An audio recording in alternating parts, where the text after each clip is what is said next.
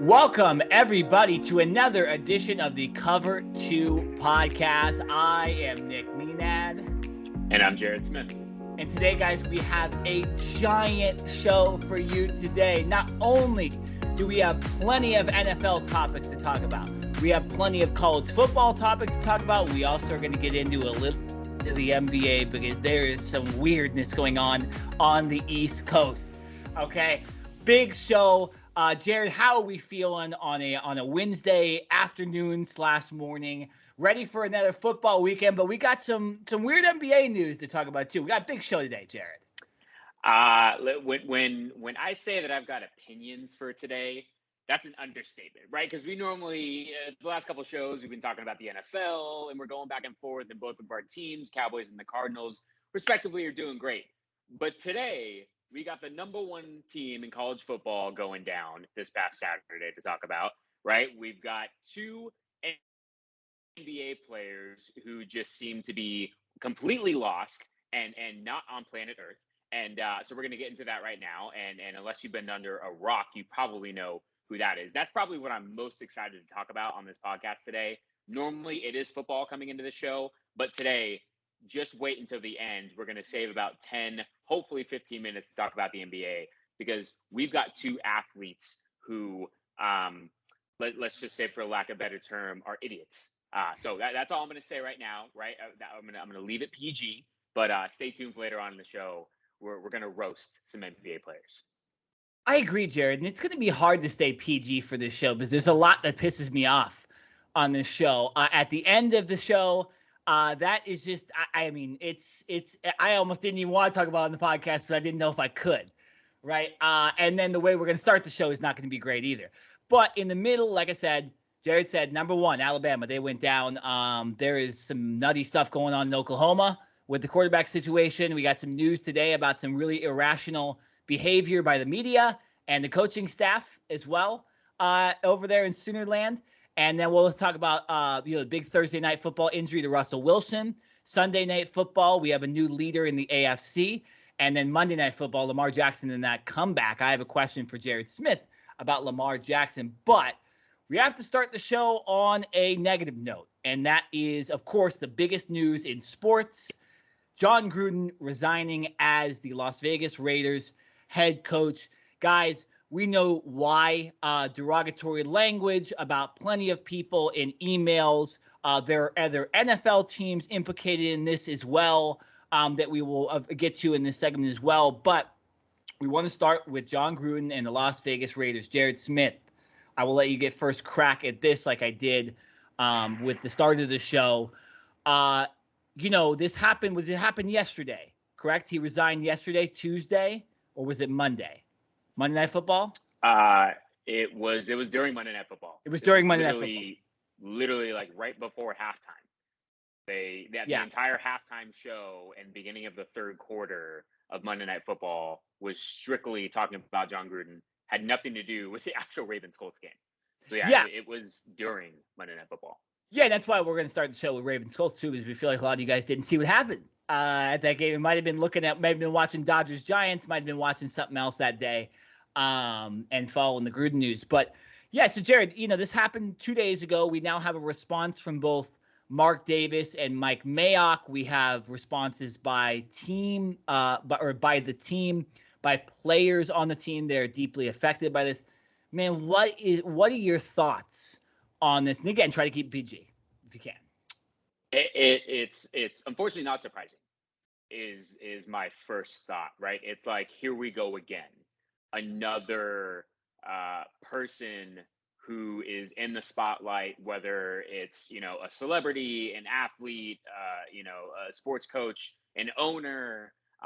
It just seems that whether it's on a weekly basis, a monthly basis, we have these reports that come out about these people that are of status, quote unquote status, right? And they seem to abuse their power, right? And I think last week when these reports were first published, was it the Washington Post or who was the media outlet or media source, I forget, who initially came out and said that, back in 2011, Jon Gruden had these emails sent to the Washington football team's owner, John Snyder. I forget who New the York media outlet Times. was. Was it the New York Times? Okay. Yep.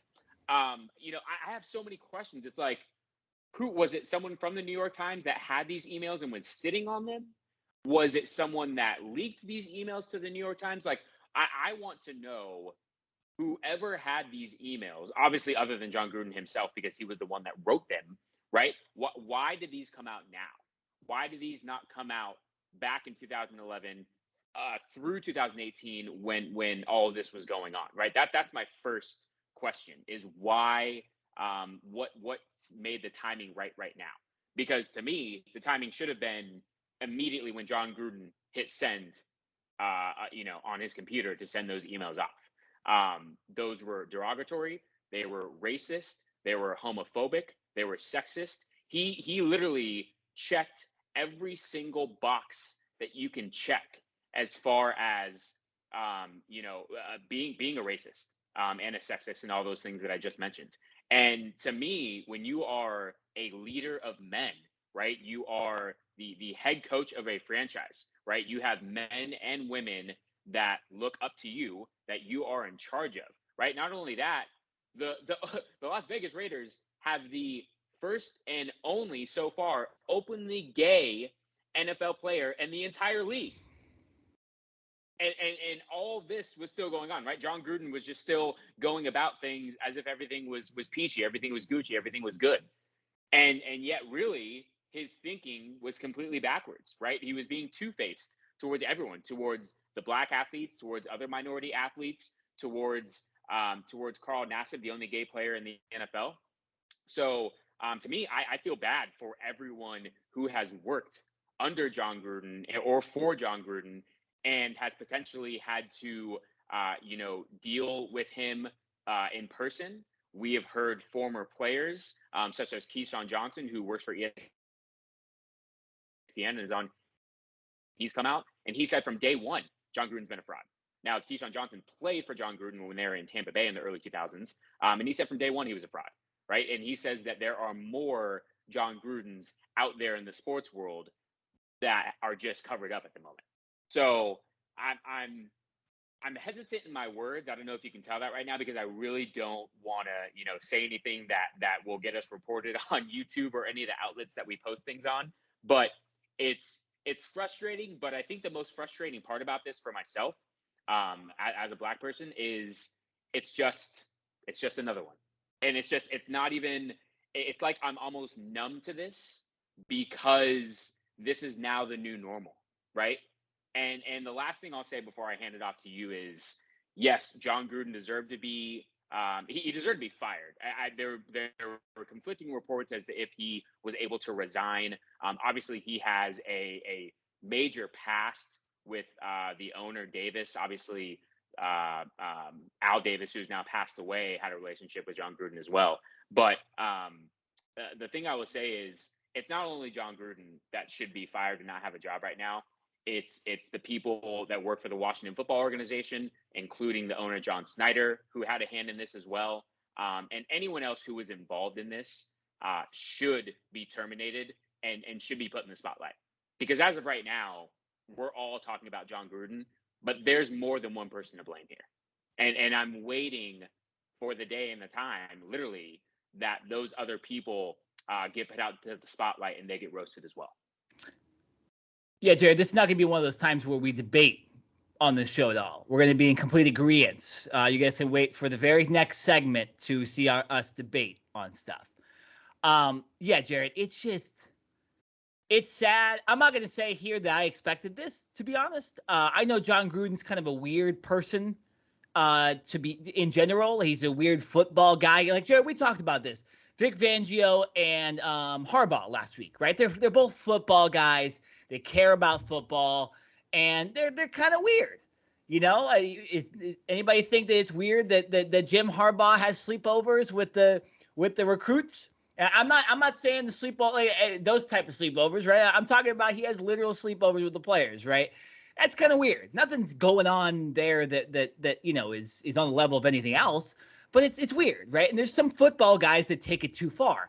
Jared, I don't see any football in any of these comments Okay, I see him making racist comments about the looks of black people. I see him using the F word in the terms of people that are gay. I mean, does it get much worse than that, realistically, of things you can say about a person like this guy? Again, like the minute you hear this stuff come out, and what's funny is I didn't even hear the F word part until yesterday. Actually, I didn't even hear it until yesterday. I didn't even know he had said that.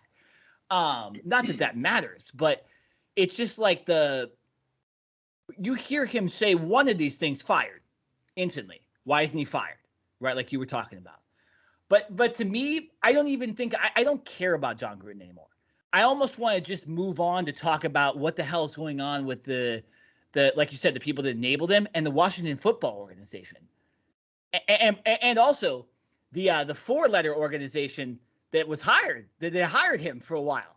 That probably, and by the way, I'm watching it right now, is not talking about this because they probably don't want to talk about that. And it's ESPN, Jared. This is where one of the times we could take advantage of the fact that we have a podcast because ESPN, this happened when he was at ESPN. He was the Monday Night Football guy. You're telling me ESPN didn't know this was going on? You're telling me the NFL didn't know this was going on? You're telling me other NFL owners, other NFL coaches didn't know this was going on? Nobody knew? You gotta be kidding me. Come on. I mean, we know that there's guys in the NFL that acted like this and they're now not part of it anymore, right? Riley Cooper, for example, right? The plenty of anti-gay guys that were there, that they're not involved in the NFL anymore. But it's just, yeah, it's like John Gruden is a piece of crap. To be honest, I don't ever want to see him on my television again. I don't want to see him near a football field again. I don't want to see him in person. And I think that's just what it is. And we should just kind of move on and talk about what to do next with all these other entities like the NFL and ESPN and where their responsibility is. And so I'll move to that. Do you have any other comments about John Gruden, to be honest? Because I don't. I think he's just a piece of trash. And I don't think we should talk about it. I think this is not being canceled. This is you being a piece of trash and getting what you deserve. And John Gruden. Yeah, no, I do. Yeah, I have one last thing to say. We do have to move on because we have a jam-packed show and, we need to stay on schedule. But, here's the thing, right? We get information, whether good or bad. And then, it's up to us to then connect the dots and put things together and say, oh, okay, this happened because of this. X happened because of what, you know what I mean? Like you try to put things together. And in my head, I have tried to do that myself. One of those things was from reading another article, and it was just a theory. It's not anything that has been proven, but from what we have learned from these emails, it kind of makes sense. And I think it's something that we should bring up. And it is the former NFL punter, Marquette King, that's formerly of the Oakland Raiders, who is black, who was let go mid-season by the Raiders and John Gruden. Gruden did not like his personality and the way that Marquette King handled himself, more so than anything else. Like he was one of the best as far. He had like one of the strongest legs in the league. Now accuracy and other things, could be discussed, but there's no doubt that Marquette King has one of the biggest legs when it comes to being a punter in the NFL. So there comes some question as to the legitimacy and why he was actually let go from the Raiders, right? Was it because of his on-field performance, or does it potentially have something to do with the color or the fact that John Gruden did not like him? I think that's something that needs to be discussed. The second thing is, who's a current player that's on the now Las Vegas Raiders who has been in the news for, racist acts and things of that nature? Richie Incognito, the guard for the Las Vegas Raiders, right? Who, when he was in Miami, if I'm not mistaken, had reportedly, said racial slurs and had problems with multiple players in that Miami Dolphins organization, right? And he was obviously let go. It was an entire thing. You can go back and look it up. We don't really have time to discuss that whole story and that whole scenario. But he's still in the NFL, right? Like after potentially saying racial slurs to former players and bullying players and all those things, and he somehow ends up on the Las Vegas Raiders under John Gruden. I think that's something to where we need to connect the dots and say, how does that guy have a job, right? And of course, it's under John Gruden. So I think, like I said, that's something that we, needs to be discussed and needs to be brought to light. Because in my opinion, Richie Incognito shouldn't be in the NFL either. But somehow he ended up on a team with who? John Gruden. I mean, that's why, right, Jared? Probably would anybody else really be taking Richie Incognito at this point? Probably not. Right now, only is he a bit injury prone, but he's always been kind of a questionable personality. A great player, but a questionable personality, and a guy that said some terrible things. A guy that, bullied a guy to insanity. Realistically, we've seen what's happened with Jonathan Martin since all that's happened. I don't think that was just. If Richie Incognito and those other guys don't bully him, I don't think he goes as crazy as he did. Right? That's just my opinion. You don't have to listen to that. But yeah, it's just, I mean, Jared, there's just so many questions. Like, how did John Gruden really feel about Carl Nassib? Right? Like, how did he feel about a lot of the black players on his team? Right? It's interesting. It's an interesting question. It's a terrible thing to have happened here. Let me just say this before we move on to Washington or the NFL, because the NFL is hiding a lot of the Washington stuff, which is very strange. But Raiders fans, it's okay. This guy controlled every aspect of the roster, okay, from what it's been explained. This roster sucks, okay? They have a great quarterback, and everybody else is pretty questionable besides the tight end, okay? The Raiders will become a pretty good football team after this, because the guy that was running this team not only maybe had racial and homophobic reasons as to getting certain players, cutting certain players, drafting certain players, but he also had an aspect of just controlling the organization's culture overall. So you're going to have a better culture, and you're probably going to have a better roster and better draft picks, because that guy that I just called a piece of trash was running your organization essentially. So if you're a Raiders fan, feel good about this. Don't feel good about the situation, but feel better that you got rid of that nuisance, that devil in the organization. That's all I'll say. If you're a Raiders fan, it's going to get better, and this is just going to be a positive for the organization getting rid of a guy like this.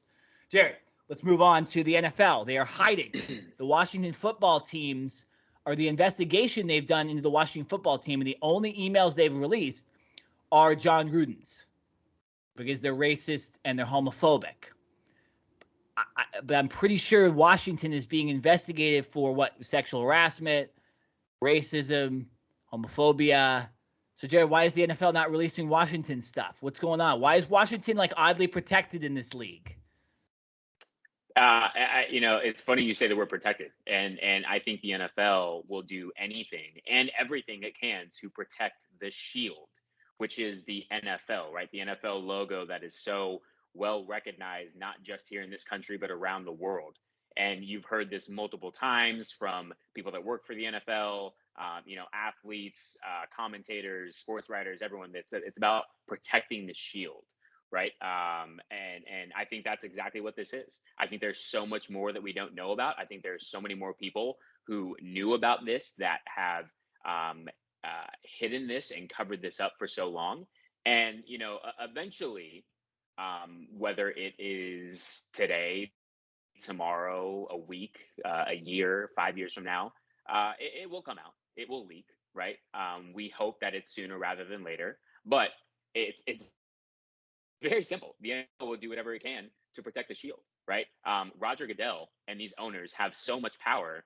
It's sickening, right? Roger Goodell, for those who don't know, by the way, right? He basically is controlled by the owners, right? They pay his salary. Roger Goodell makes $50 million a year. In his contract, it is guaranteed that once he retires and he is no longer the commissioner of the NFL, that for the rest of his life, he will have a private jet to where he can fly anywhere around the world, right? Along with his salary and whatever else he gets, to take with him when he retires. So to me, the owners have all the power, and they are the ones, along with the commissioner and the NFL, the people at the NFL headquarters, who, at least as far as we know, have this information.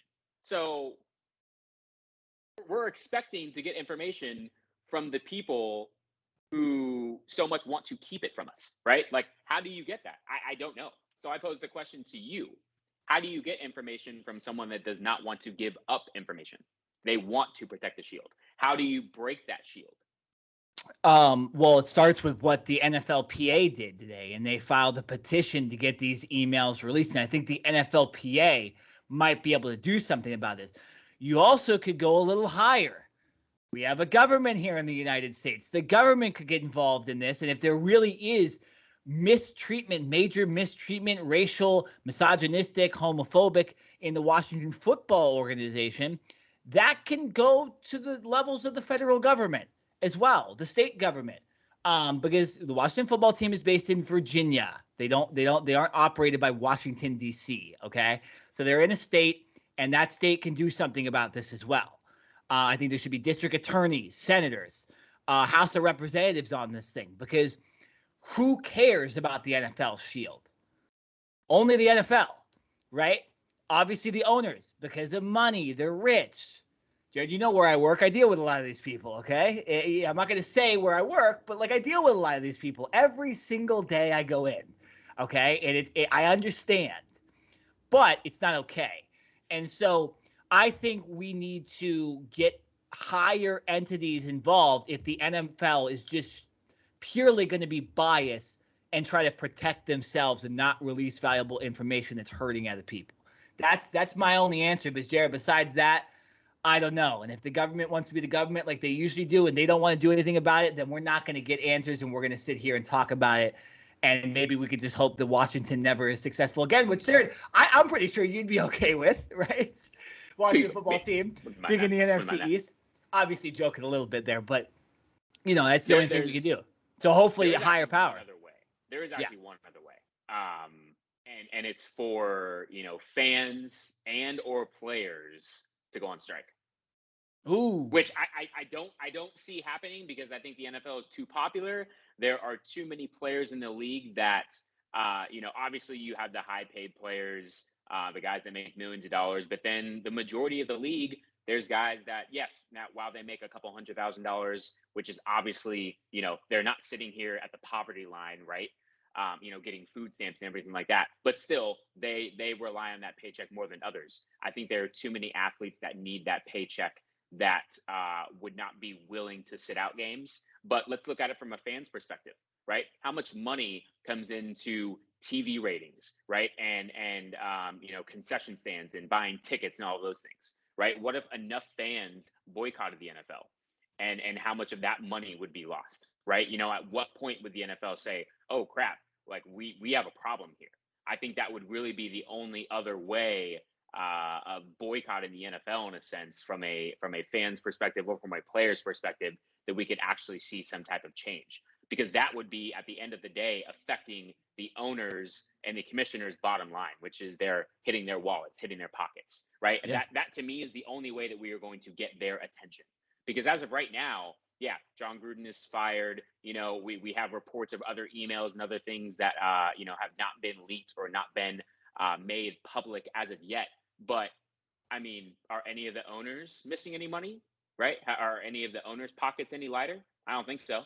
I think they're still doing well. I think they're still, you know, they're still going to expect full capacity stadiums for this week. What are we, week 5, week 6 Sundays games, right? Yeah. So until we start hitting their wallets and they start to feel it, I don't think we're going to see much change. Yeah, last thing I'll say on this is, maybe, Jared, I'm just going to preface this again. I don't know how this works, but maybe when we have another collective bargaining agreement, the NFLPA goes, hey, but you could just put it on the line. Hey, we can agree to all the financial terms. If you don't release those emails, we're not doing anything. Pretty easy, right? Pretty easy to do, but it seems like it's a lot harder when you have an entity like the NFL that's very, very powerful. Okay, Jared, let's move into some football games, because this is the stuff we want to talk about. This is stuff we're going to debate about. We'll start with Monday Night Football, the game that happened while all that stuff was going on in the background. The Baltimore Ravens staged a giant comeback against the Indianapolis Colts in Baltimore, a game that just, it lacked entertainment to a sense. It lacked kind of fire. The crowd didn't seem to be into it. It was almost like a trap game for the Baltimore Ravens. But Lamar Jackson absolutely went off in the second half. He had 500. He had over 500 yards to himself. For the Ravens, I think he had there was only 40 other yards that were unaccounted by Lamar Jackson. Okay, it's just a crazy performance.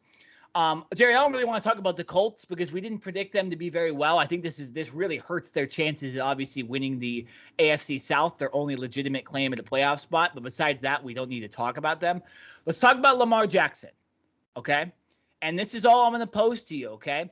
Lamar Jackson in this game threw for over 400 yards. He also rushed the hell out of the ball and looked really impressive. There was so many times where Lamar Jackson would just run around defenders and make it look super easy, made it even look easier than my quarterback, Kyler Murray of the Arizona Cardinals. I mean, Kyler Murray got sacked a couple times last week. What was that, right? Does he never get sacked?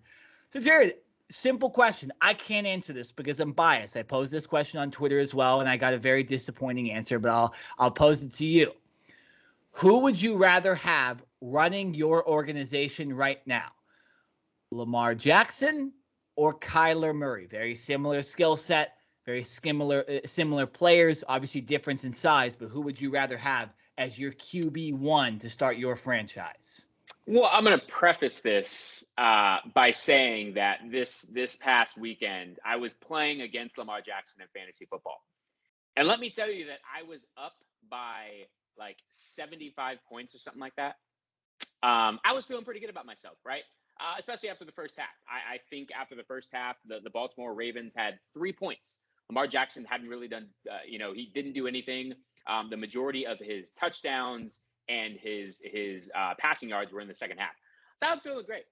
And then all of a sudden, the second half happens. They make this great comeback. They take the game into overtime. I was also playing against Marquise Brown, Hollywood Brown, by the way, too. So I was playing against that two-headed monster. Both of them combined for over 80 points. And I ended up losing. So because I'm still pissed off at Lamar Jackson and for the Baltimore Ravens and for the Colts, for that matter, for being so crappy on defense and basically playing a prevent and not understanding that the Ravens have to throw the ball, and they have become one dimensional because their running game they only ran the ball for 86 yards, which is so unlike them, right? They broke their streak of however many games of 100 yards.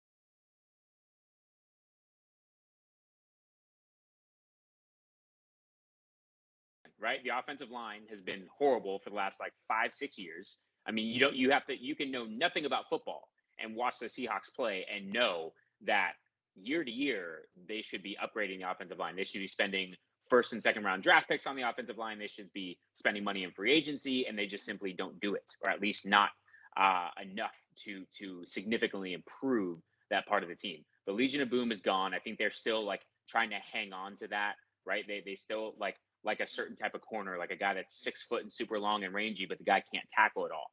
Bobby Wagner is literally the one leftover piece from that Legion of Boom team, and it's just not working. So no, I really don't see much, as far as upside or a reason why Russell Wilson would stay, other than his loyalty.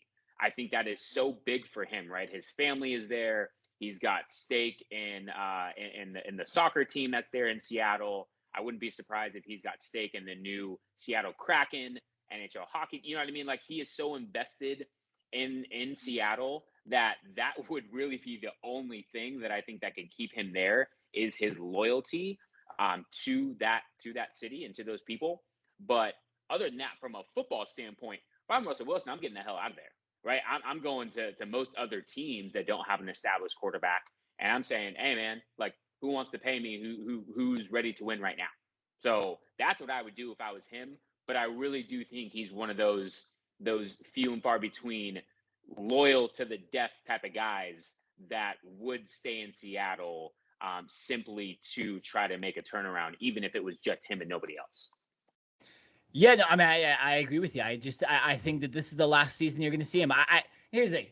Jerry, he didn't sign a 14, 15-year contract or whatever Patrick Mahomes signed to be, there's a reason Patrick Mahomes is a part owner of the Kansas City Royals, because he's going to be there for a while. Russell Wilson, I don't care if he's a minority owner in the Seattle Sounders or whatever. Like, it does not matter to me. I just think this guy is by far the only reason that the Seattle Seahawks are even competitive in the NFL.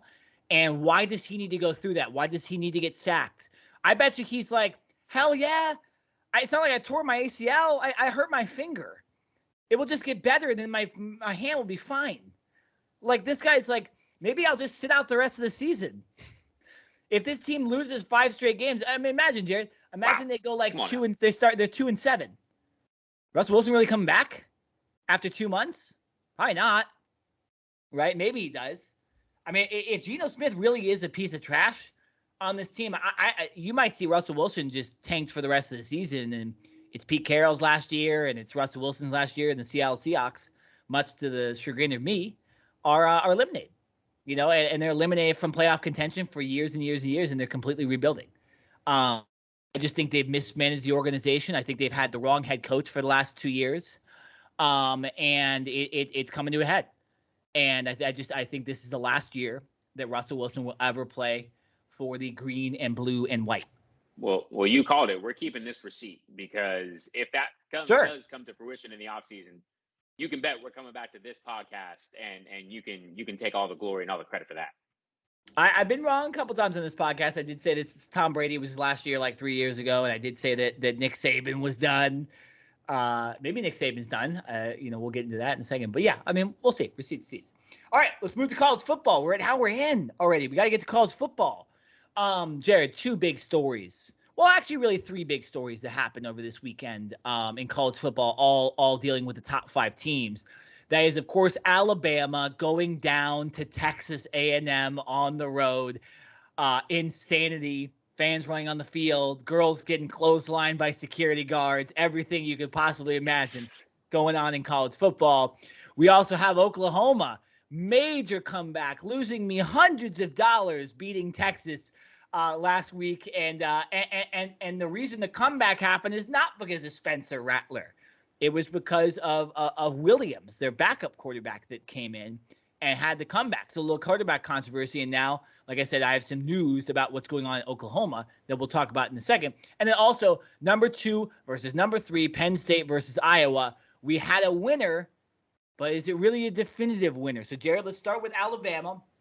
Number 1 loses to Texas A&M. There's been a lot of talk this year between me and you, Jared, about the rankings. Okay?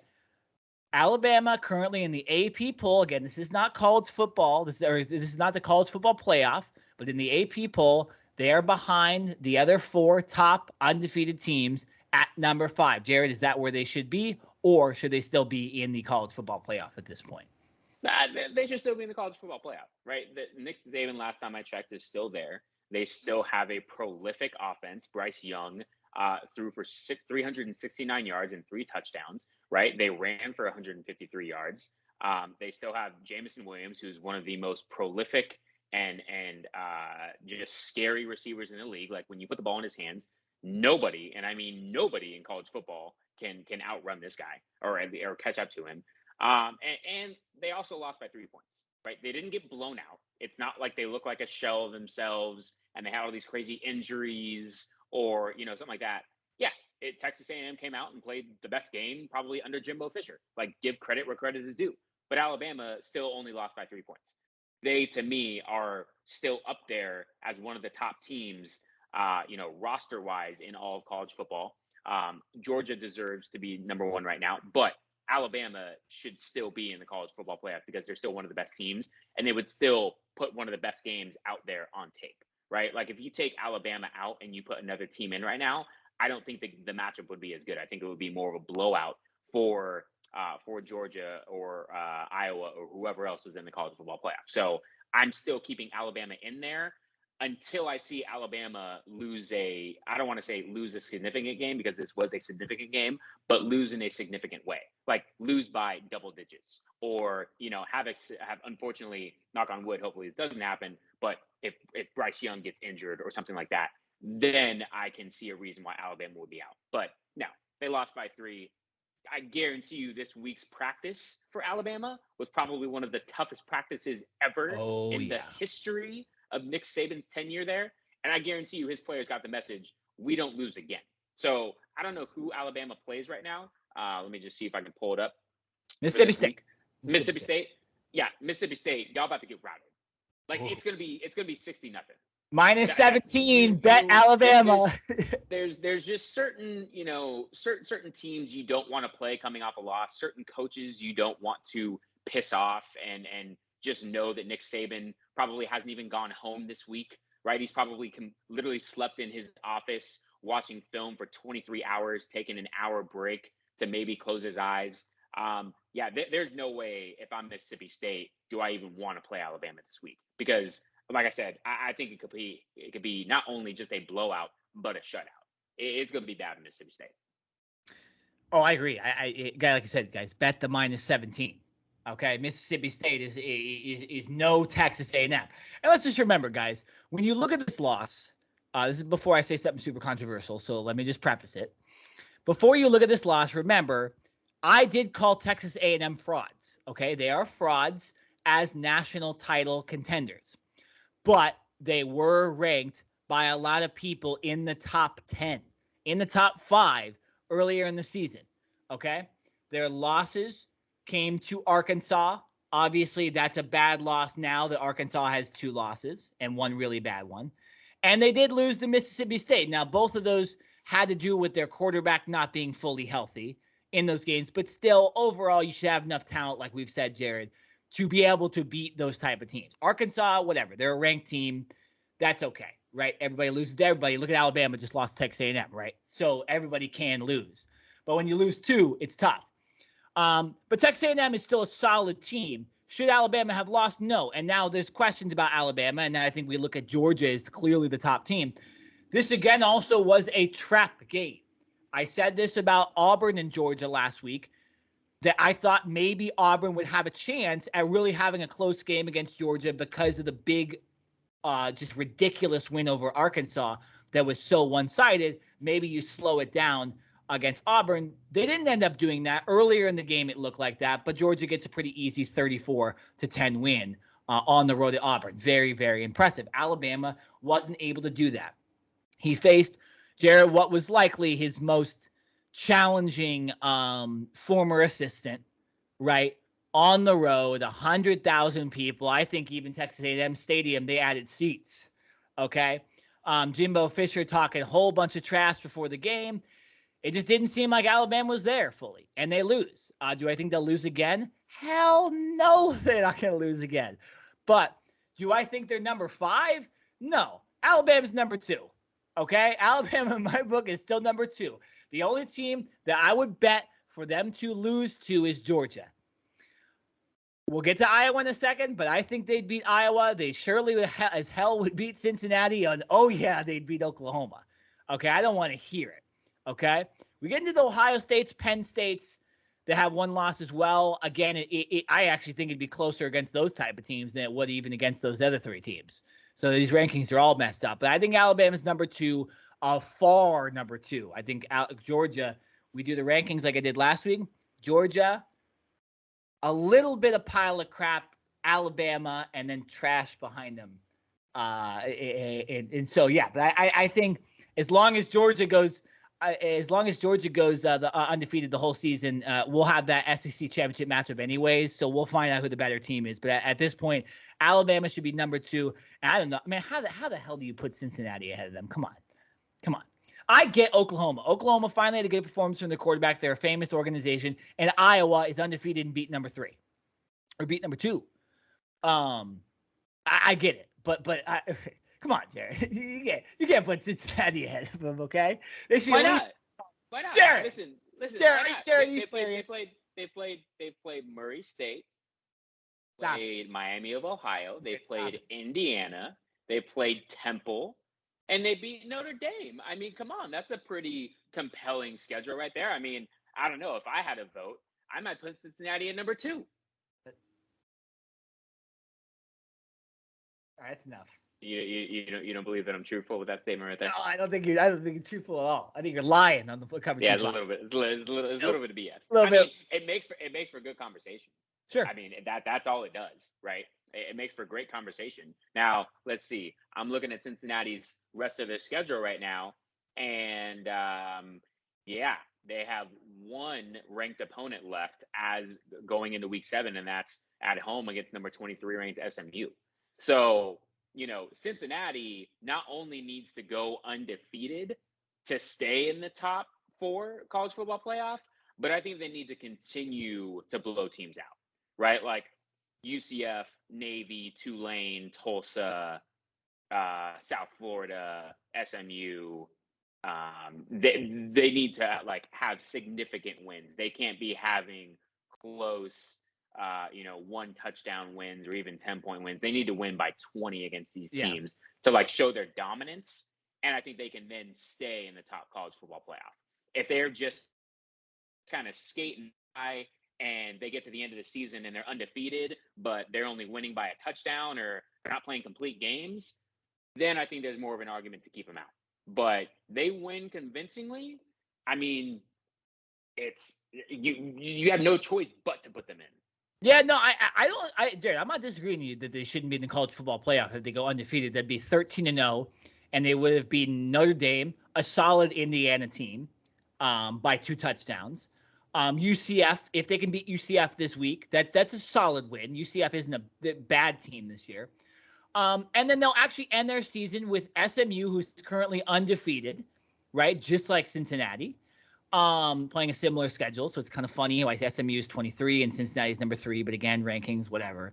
And then they'll end the season potentially against Houston, who might only have 1 loss at the end of the season. So they'll actually prove it if they go in and win all those games. The end of their season will be the toughest, based on conference opponents. So they'll earn their way in. But again, like you said, Jared, then they'll have to play Alabama or Georgia. And do we really think that Alabama would beat Cincinnati right now? No. Alabama would beat them. Okay? Alabama would win. Jared, let's talk about Oklahoma. Okay? Oklahoma. They get a big win against Texas. They break my heart. Okay? Almost broke my TV over this game. Hold on. Jared Smith disappeared for a second. No, that was just me. That's me. It wasn't him. I lost it for a second there. Good old technical difficulties. Absolutely.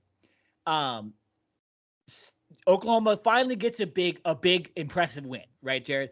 But it's their backup quarterback that does it. Spencer Rattler is pulled for the 2nd consecutive year in the Red River Showdown. Can't believe that already. But you have Caleb Williams, a true freshman, who didn't even play last year because of COVID, come in and put up 25 points in the fourth quarter, come down from 21 points at one point in the game, and beat the Texas Longhorns, who started that game like gangbusters, up 14-0 in the first 2 minutes. But Jared, here's the thing. They're not sharing who their quarterback is.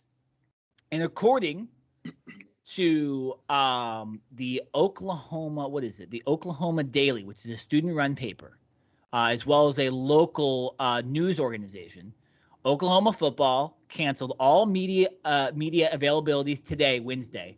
No reason given. No more media until Saturday's game. The OU Daily had a college student with binoculars on top of a building to show us proof that Caleb Williams was getting the practice reps for the first team. Okay, here's the thing. Here's what I'm gonna say about this. Okay, Lincoln Riley. How after that performance by Caleb Williams could you not play him? Spencer Rattler has proved the entire season that he is not the quarterback that a lot of people said he was. It happens all the time, Jared. Look at the Clemson quarterback, DJ Uiagalelei. All right, they're 4-2. Spencer Rattler, why can't he be the same, right? Caleb Williams should absolutely be the starter. I have Oklahoma finally in my top 10 this week because they finally got a good win and they finally have a competent quarterback. But man, how do you not start Caleb Williams? And now this dog and pony show, Jared, what's going on with Oklahoma? Can you explain this to me? Why are they protecting Spencer Rattler so much? Let the true freshman play. Give him a game, and if they lose, put Spencer Rattler back in. If they don't, Spencer Rattler can go transfer to Georgia State and try to make the NFL going through the XFL. I don't care. But tell me what's going on with Oklahoma.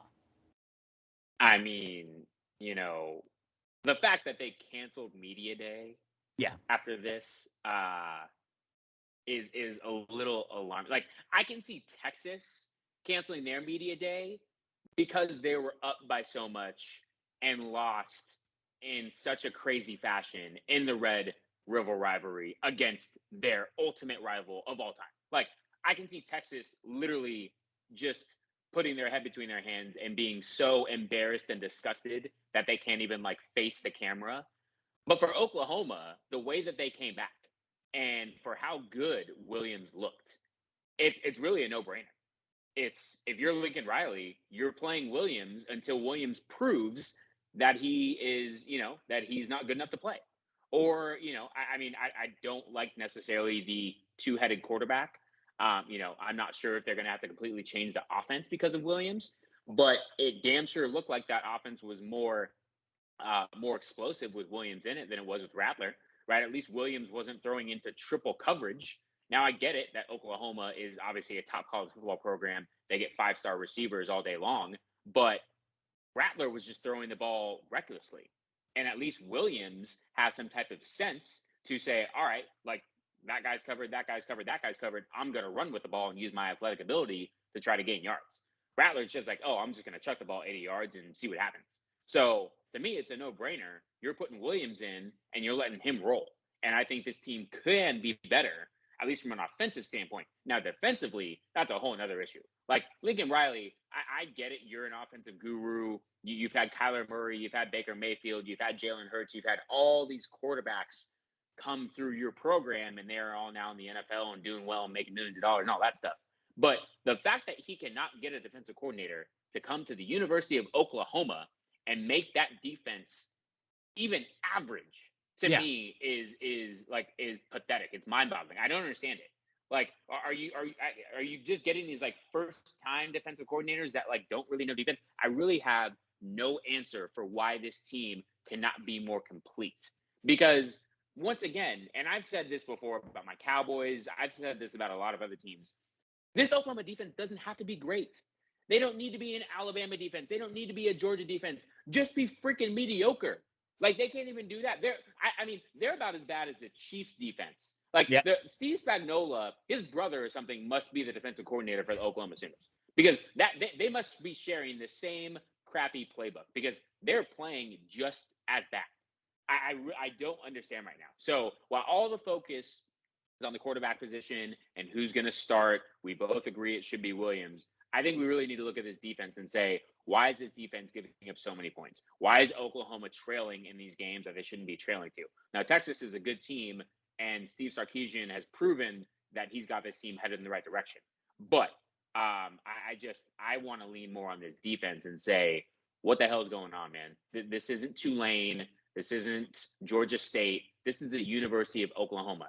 And you guys cannot get competent defenders to come play for you. Don't know why. Well, I'll say, and to that point, Jared, because I don't disagree with you. Oklahoma's defense is it can be a college football playoff offense and team, but the defense will prove itself once they play one of these top teams. When you look at, because of the way the defense is, if you have Caleb Williams, based on his performance against a ranked team in Texas, they play TCU. Yeah, he'll beat them. Kansas, he'll beat them. Texas Tech, he'll beat them. Baylor's solid, but he should beat them. Iowa State, he should beat them. Oklahoma State rivalry game, you never know. Rivalry games, I'm never going to say you're going to beat a team. With Spencer Rattler, TCU's 3-2. I don't know if he's going to beat them. Kansas, he'll beat them. Texas Tech, I don't know. Baylor, 5-1. You kidding? I'll probably bet Baylor if Spencer Rattler is quarterback. Iowa State was ranked very high to begin this season. Oklahoma State, hell no, they ain't winning, right? So, but look at it. They barely beat Kansas State. They scored 16 points against West Virginia, 23 points against Nebraska, and gave up 35 to Tulane and only scored 40. I mean, Jared, like I was saying, like you're saying, the defense is pretty bad, but the offense with Spencer Rattler is pretty bad. So I think you got to go with Caleb Williams. It should be interesting to see who they go with against TCU. But I think with Caleb Williams, this is absolutely a college football playoff team. With Spencer Rattler, Cotton Bowl, cool. That's cool with you. Whatever, Go ahead. That's a pretty good game, I guess, if you care about that stuff. But I don't care about the Cotton Bowl. All right, Jared, let's real quick. We got to end this college football segment and get to the NBA. Your thoughts on Iowa Penn State? Is Iowa legitimately better than Penn State after that win, or do you think that Iowa won that game only because Penn State's starting quarterback went out early in that game? Yeah, I think the quarterback had a lot to do with it. It was a close game, and we got to give credit to Iowa for doing what they should, right? If your opponent's starting quarterback goes down, you do exactly what they did, and you take care of business, and they did that. But I think if Penn State had their quarterback, this would have been, it was a 3-point game, right? So I think we can probably assume that Penn State would have been able to drive, get down, and score a touchdown. I mean, listen. Iowa, good for them. They're number 3 right now. They deserve to be, right? They're in a major Power 5 conference, and they're undefeated. So I can't really say too much on their end. I think it was just an unfortunate incident where Penn State had an injury to a significant player, and for that reason, they suffered their first loss. Or else right now, I think we'd be talking about Penn State as undefeated and Iowa sitting out of the college football playoff. It's really as simple as that. Yeah, no, AJ, I agree with you. And when you look at the way the game flowed, Sean Clifford, who was in the game, who was the starting quarterback for Penn State, he was 15 for 25, 150 yards. He did have 2 interceptions, which wasn't very good, but his QBR was still 94.3, pretty solid. And he did have 36 yards on the ground and a touchdown as well. So and then you look at Taquan Roberson, who came into the game, 7 for 21, 2 interceptions, 34 yards passing. I mean, it's not like Spencer Petras, the quarterback for Iowa, lit the world on fire. 14 incompletions, not even 200 yards in the game total, an interception and 2 touchdowns, QBR of 50. So I do absolutely think that Penn State was the better team coming into this game. They lost their quarterback, and now I don't know what to think about Iowa because their schedule is really easy, and they probably will go undefeated. And I guess we'll just have to wait probably for the Big 12 or the Big 10 championship game unless they prove who we think they are, which is not the number 2 or 3 team in the nation and a team that should be going to the Rose Bowl, realistically. Iowa and Cincinnati. Here we go. Who would have thought? Right, specifically Iowa. I think people could have thought Cincinnati because they were ranked in the top 10 to start the season. But Iowa, man, I know, because even when you look at their wins now, like they beat Indiana, who was ranked at the time, but Indiana is not ranked anymore, and Iowa State's not ranked anymore. So it's like their 2 wins are against teams that were not very good, and then they beat Penn State and their quarterback's hurt. So like there's a lot of question marks, and that's again, guys, why I had Alabama ahead of these teams, because when you look at it, I just think Alabama still is number 2 talented team, and they had a bad loss. I think Iowa will lose. I think Penn State, although Penn State already lost, Oklahoma will probably lose if they keep Spencer Rattler in. If they keep Spencer Rattler in, TCU is winning this weekend. Okay, guys, I'm just telling you that right now. But yeah, and for Penn State, I think that when you see the college football playoff come out, I think they'll be pretty close. And I'm glad this was 2 versus 3 and not 10 versus 2, because I think Penn State will stay close enough. If they end up 11-1 and they end up getting to that, beating Ohio State, stuff like that, they'll get in. They'll get in, and Iowa won't get in. But, I think this is one of those times where, Jared, I think if Penn State and Iowa end up with the same record at the end of the season, we're going to be like, yeah, Penn State's still better. Doesn't matter if Iowa beat them. We got to look at it legit realistically, and I think a lot of people with college football rankings don't look at it realistically. Okay, NBA, Jared. But I got about 10, 15 minutes left, max. Kyrie Irving. Simple as this, guys. I think if you look at the news, you go on Twitter every single day, you hear about the vaccination, you hear about the new laws coming down in California, you hear about the new laws in New York. You've been hearing a lot about the NBA and vaccination, a lot about the NHL and vaccinations. And number 1 culprit in the vaccination stories has been Kyrie Irving. He refuses to get vaccinated. Plenty of people have made that decision.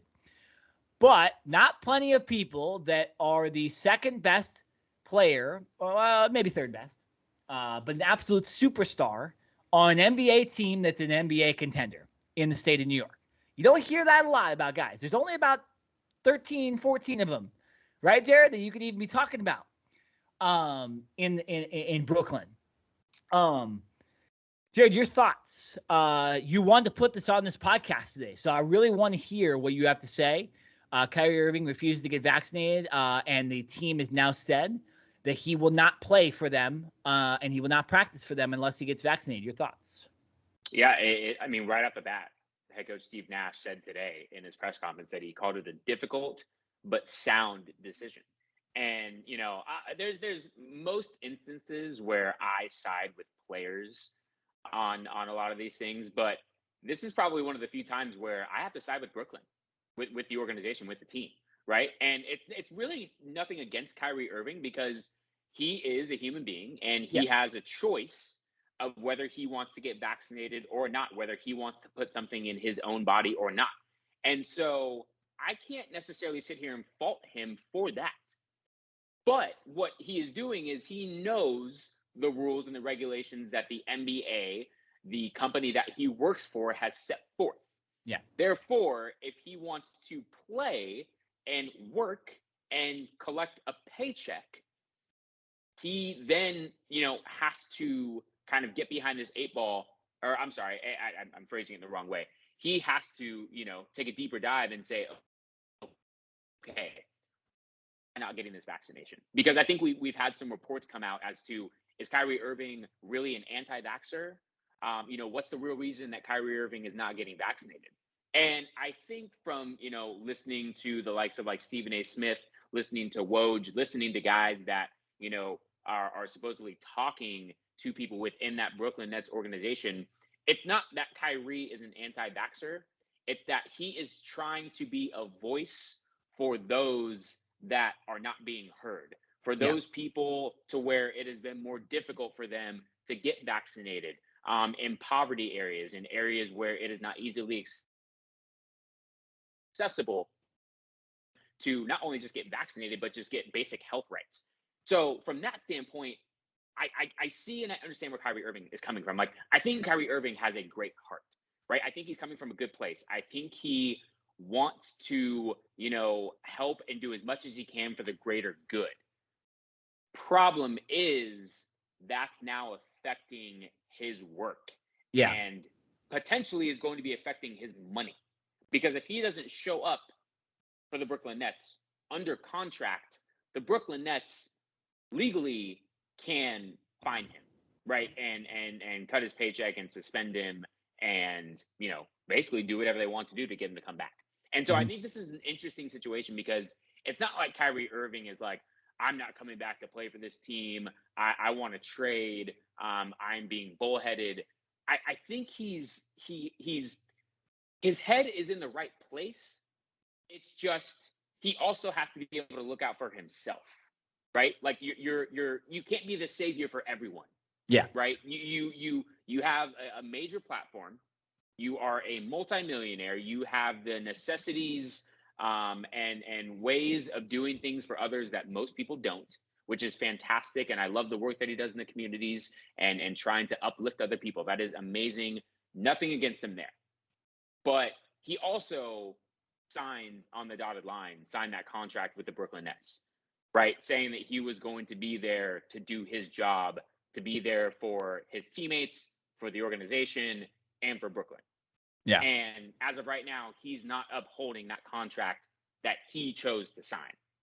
And so I think, like I said, if you're Brooklyn as a team, you have to draw that line in the sand and basically say, we respect where you're coming from, but you are now, by not being vaccinated, are putting everyone else, players, coaches, staff, team personnel, anyone that works for the organization, or anyone that is associated with the Brooklyn Nets, potentially in jeopardy. Yeah. And you just can't have that. There's too much at stake to have someone not vaccinated come in. So, like I said, I can't sit here and bash Kyrie Irving, but it is going to be interesting. Does he choose to get vaccinated at some point, or is he really willing to sit out the entire season and not play and potentially lose his paycheck and potentially never play or suit up for the Brooklyn Nets again? Because if I'm Brooklyn, at a certain point, you have to say we have to move on. Yeah. You can't just sit here and have this guy be taking $30 million and not contributing on the court for you. There has to come a certain point where you say, we're either trading you or we've got to just simply part ways. So something has to give. Yeah.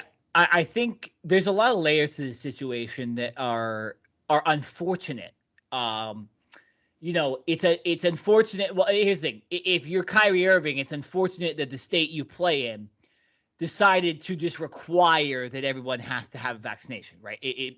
Whether you like it or not, it's unfortunate for Kyrie that's a rule. If he's playing for most other NBA teams, that's not a rule, right? Even the NBA I don't think, Jerry, has the NBA said that you have to be vaccinated, you can't play in the NBA? No, it's just per state. Exactly. Like I know so Toronto, being in Canada, they are a team that their rules are probably the strictest. Yeah, or the absolutely. most strict. It's not even the state.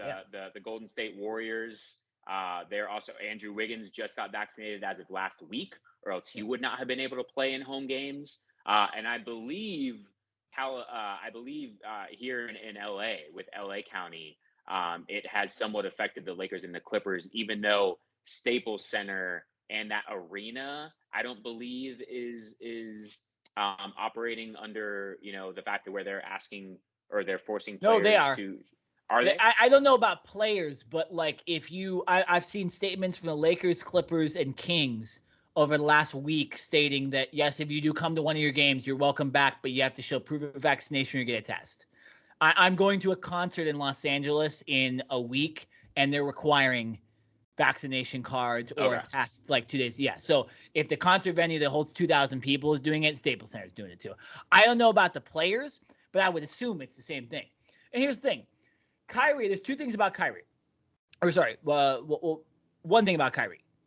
And one thing about teams. Again, if Kyrie is playing for any other team, yes, that team, if the state allows it, and they were really just against non-vaccinated players, they could just be like, hey, bro, when you come to practice, you cannot see any of the other teams. You got to come in this entrance. We're going to test you first, and if you test negative, you can practice with the team. Same with the game. You see nobody, you quarantine, and you come show up, right? And if you test positive, you can't be with the team for 2 weeks.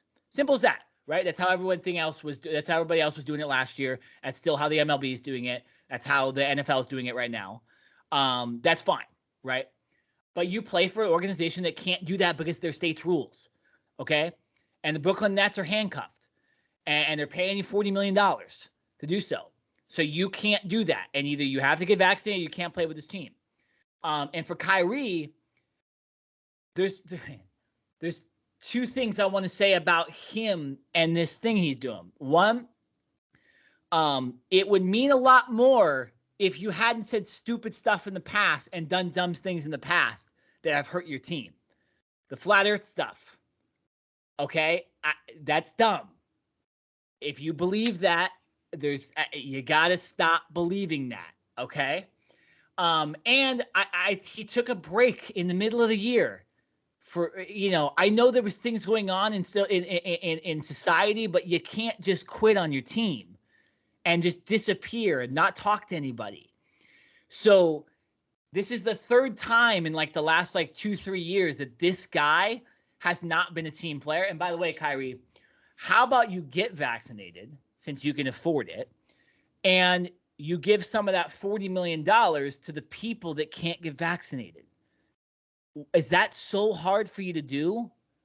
Why not create an organization? Do it that way. Why are you going to affect your team, the NBA, your family over? You could just spend the money yourself, right? If you're willing to give up the money to not play in the games, why not give up the money to the people that actually need the vaccine? That's the logic.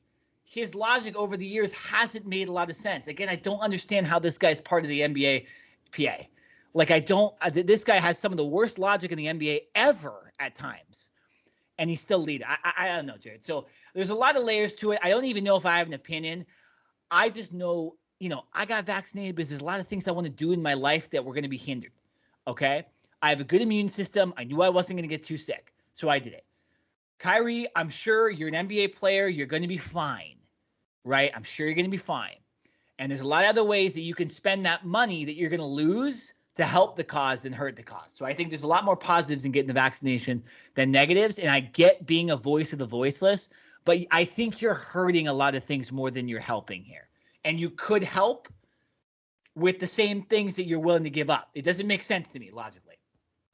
Jared, we got to move on to Ben Simmons. Speaking of logic, okay. Again, the East Coast is going wild. The Atlantic Division in the NBA. Ben Simmons this whole year has said